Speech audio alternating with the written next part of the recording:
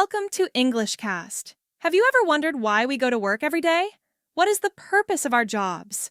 Today, we'll dive into David Graeber's bullshit jobs to uncover the workplace phenomena that leave us feeling lost and exhausted. Is the world just a makeshift operation, or are we trapped in a cycle of meaningless work? Let's explore the answers together.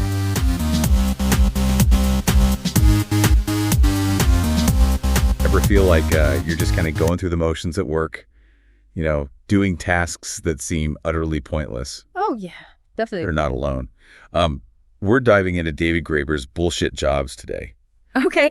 A book that explores this whole phenomenon, and it's surprisingly widespread. Graeber argues that a huge chunk of us, like between 37 to 40%, Wow. believe our jobs are essentially meaningless. And what's so interesting is that it's not about laziness, Right. Graeber's point is that people inherently want to feel useful. Yeah. So the question is, why are these bullshit jobs, as he calls them, so common? Yeah. And what does it do to us when we're stuck in them? Right. That's what we're going to try to unpack today. Yeah, he breaks these jobs down into like 5 types. And honestly, some of the examples he gives are so spot on, almost comical, but also kind of depressing when you actually think about it. Yeah. Like imagine working as a cold caller for a stockbroker, right? Oh, yeah. You're just dialing numbers all day, not really accomplishing anything except maybe stroking the broker's ego a little bit. Exactly. Graeber calls that type a flunky. Someone who exists just to make someone else look or feel important, And it goes beyond just annoying tasks. This lack of meaningful contribution can actually be psychologically damaging. Really? It's a form of what he calls spiritual violence. Spiritual violence? Yeah. That sounds kind of intense. It is. Imagine being denied that basic human need to feel like your actions have an impact, right? Yeah. There's this innate satisfaction we get when we see our work, like actually making a difference. Yeah. The psychologist Carl Gruss called it the pleasure at being the cause. Okay. Bullshit jobs rob us of that. Okay, so flunkies. Got it. What's next on this list of soul-crushing jobs? Well, let's talk about goons. Think of those fields where companies essentially engage in, like, an arms race. Okay. They hire people they don't really need just to, like, outdo their rivals. Like corporate lawyers constantly suing each other. Yeah. Even though they might secretly agree that it's all pointless. Precisely. Yeah. It's this, like, competitive one-upmanship that creates jobs that add nothing to actual productivity. Right. And then we have the duct tapers. Duct tapers. Those are the folks brought in to fix problems that could be solved more effectively, but instead they just create more work, right? Yes. It's like putting a Band-Aid on a gaping wound. Oof. Graeber gives this example of a woman hired by a care home to make personalized activity plans for residents. Ah. Which is a lovely idea in theory, right? Yeah. But the plans were just filed away, totally ignored. Well, no. The underlying issue of poor care wasn't addressed at all, just masked by this busy work. Ugh. It's so frustrating. Makes you wonder, are we duct taping something in our own jobs without realizing it? Yeah. But wait, there's more, isn't there? Oh, there's more. Okay. 2 more categories, each as disheartening as the last. Next up are the box tickers. I bet you've encountered these in your own work, haven't you? Oh, absolutely. These are the tasks that exist purely to show that something is being done, even if it's totally meaningless. Right. Graeber talks about a council worker forced to spend hours in a parking lot just to tick off some bureaucratic box. Oh, gosh. I've definitely had those moments where I'm just like, is this really what I'm contributing to the world? We've all been there. Yeah. It's soul-crushing and a colossal waste of time and resources. Yeah. And then we have the final and perhaps most insidious type. Okay. The taskmasters. Okay. Those sound intimidating. Who are they? Think of them as the managers who oversee, create, or delegate tasks. But the tasks themselves are bullshit. They're basically pointless activities dressed up as important work. Like that academic dean. Yeah. Whose whole job is to be strategic, but they have no real power to change anything. Just a fancy title with no substance. Exactly. Yeah. And this is how bullshit jobs can, like, multiply within organization. Right. It's a whole hierarchy of meaningless roles, everyone busy managing and delegating tasks that ultimately achieve nothing. This is starting to paint a pretty bleak picture. It's like we're all stuck in this system where meaning is just hard to find. Yeah. But how did we get here? Well, Graeber argues that it's tied to our changing ideas about work itself. Okay. It wasn't always this way. To understand, we need to go back a bit in history to the time before capitalism really took hold. You see, in feudal societies, right? Work wasn't seen as inherently good or bad. Right. It was just about fulfilling your role within the social hierarchy. Yeah. People back then wouldn't have grasped this modern concept of selling your time. Right. So it was less about personal ambition and more about duty and obligation to your lord or landowner or whatever. Precisely. But then capitalism comes along and shifts everything, right? Yeah. Work becomes tied to, productivity, individual achievement, and this whole idea of earning your keep. So we go from serving a lord to serving the market, trying to climb the social ladder through hard work and, financial gain. And that's where we get the whole work ethic, right? This idea that hard work is morally virtuous while idleness is almost sinful. Like that saying, idle hands are the devil's workshop. Exactly.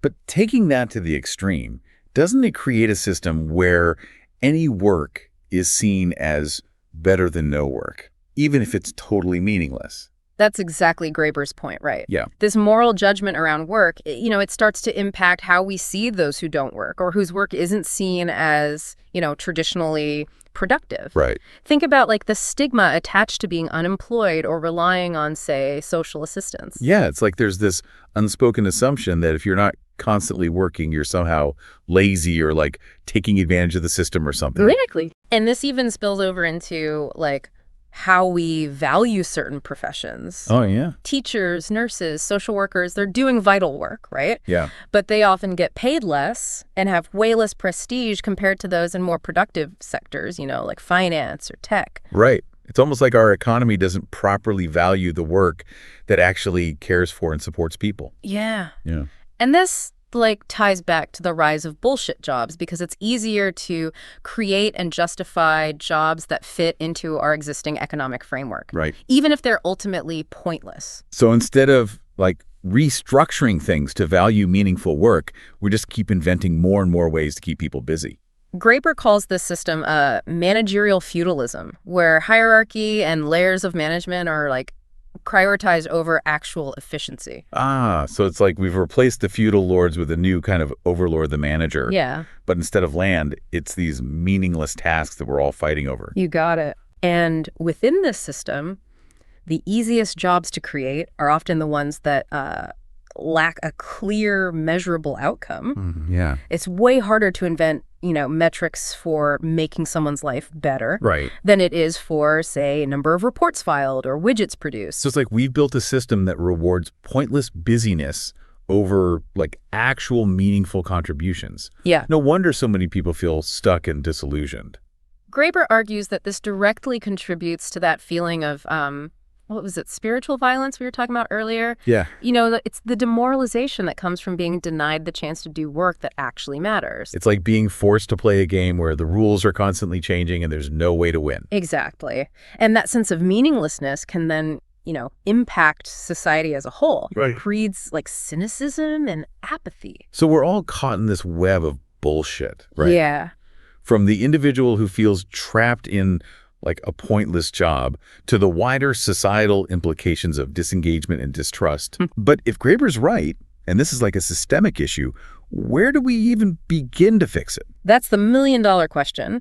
And Graeber explores some pretty radical, thought-provoking possibilities. He suggests we need a fundamental shift in how we think about work itself. Okay, I'm all ears. What kind of shift? He argues that we need to move away from this idea of jobs as the sole source of meaning in our lives. We need to value leisure, creativity, community involvement, things that enrich our lives beyond just earning a paycheck. So it's not about abolishing work altogether. No. But rather rethinking its role in our lives. Precisely. And to get there, we may need to consider some radical ideas. He talks about, a universal basic income, which would provide a safety net for everyone, regardless of their employment status. Interesting. And what about this idea of reducing the work week? That's another key idea. Yeah. By shortening the work week, we could free up time for people to, pursue their passions, connect with their communities. Right. And rediscover the joy of leisure. It could even have, positive environmental impacts by reducing consumption.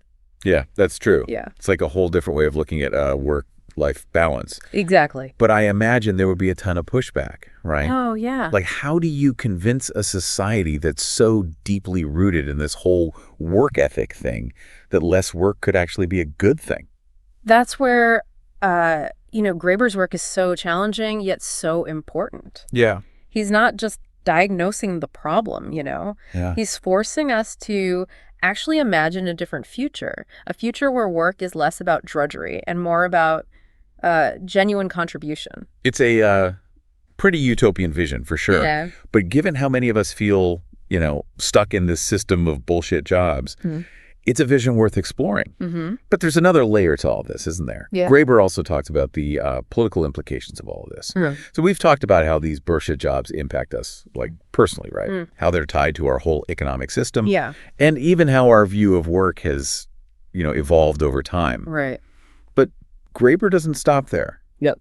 He argues that there are serious political consequences to all this as well. Absolutely. It's not just about individual dissatisfaction. Right. It's about how bullshit jobs actually contribute to a much broader sense of societal dysfunction. Okay. Graeber even suggests they fuel resentment and division within society itself. So it's like creating this two-tiered system. Mm-hmm. Those with meaningful work versus those stuck in the bullshit job trap. Exactly. And what's even more troubling, right, is that bullshit jobs often proliferate in sectors that claim to be helping society. Oh, wow. Think nonprofits, healthcare administration, even education. It's almost like we're using these jobs to mask underlying problems instead of actually addressing them. Right. Layers of bureaucracy and paperwork that just create this illusion of progress. Yeah. But ultimately achieve very little. And that breeds cynicism, doesn't it? Oh, yeah, definitely. How can people trust these systems or those in charge, when they just see so much wasted effort and resources? It's like the system is rigged to keep people busy, Yeah. not to actually solve problems. Graeber even suggests that that this is a way for those in power to kind of maintain control. Oh, yeah. He definitely goes there. He argues that by creating a class of people who are dependent on these meaningless jobs, right?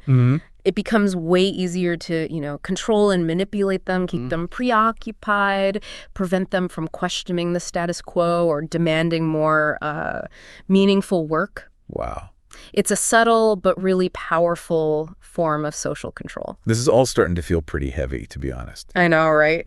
Where do we even go from here? Is there any hope for change? There is, but it requires a, pretty radical shift in thinking. Okay. Graeber's book is really a call to action, a challenge to kind of re-examine those deeply held beliefs about work and its place in society. Okay, so what does that actually look like in practice? What needs to change?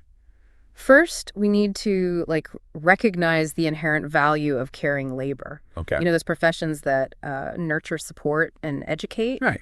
We can't just keep undervaluing these roles while we, at the same time, overemphasize jobs that simply shuffle paper or create busy work. Makes sense. So this is about shifting our priorities as a society, recognizing the work that truly matters. Exactly. Okay. We also need to question this whole idea that that work must be unpleasant, that suffering through a job is just part of life. Yeah. What if work could actually be a source of, joy, creativity, and genuine contribution?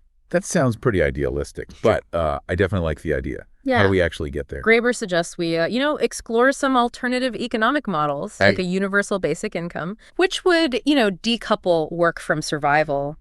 Imagine the freedom and possibilities if everyone had a basic level of financial security, regardless of their employment status. It would certainly challenge the way we think about work and leisure. Yeah, for sure. But what about those of us who, even if we don't love our jobs, we still kind of rely on them? Yeah. Is the answer just walk away from everything? It's not about making everyone quit their jobs tomorrow. It's about starting a conversation, asking ourselves those tough questions. Okay. What aspects of our work are truly meaningful? What would a world with, way less bullshit work actually look like? And maybe even more importantly, what are those steps we can take, both individually and collectively to actually start moving in that direction. Graeber's book is just the beginning. Right. He's given us the framework, the analysis.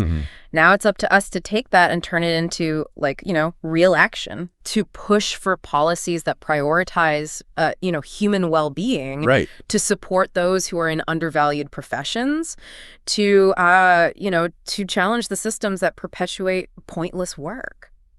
So it's not about finding the perfect job. No. But about creating a world where work itself is more aligned with our values, our needs, and our desire to make a real difference. That's the challenge. Yeah. And the opportunity Graeber leaves us with.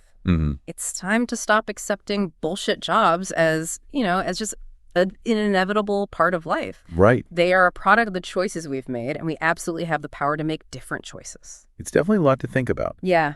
David Graeber's Bullshit Jobs is a dense read packed with a ton of insights and provocations. We've only scratched the surface here today. Yeah, definitely. But hopefully this deep dive has given you at least some new perspectives on the world of work. Remember, bullshit jobs are not inevitable. They are a symptom of a system that, desperately needs to change. Yeah. And that change starts with each of us. So as you go about your day, ask yourself, what kind of work truly matters to you? And what can you do, even in small ways, to help create a world where meaningful work is the norm, not the exception? Until next time, keep diving deep.